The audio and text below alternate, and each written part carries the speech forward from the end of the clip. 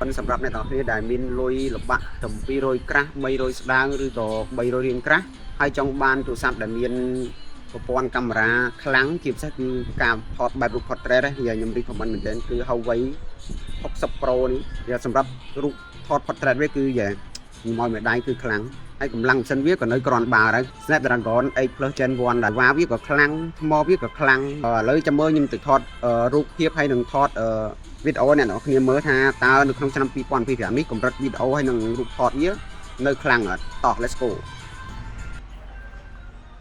3 1 2 3ដើមអូខេ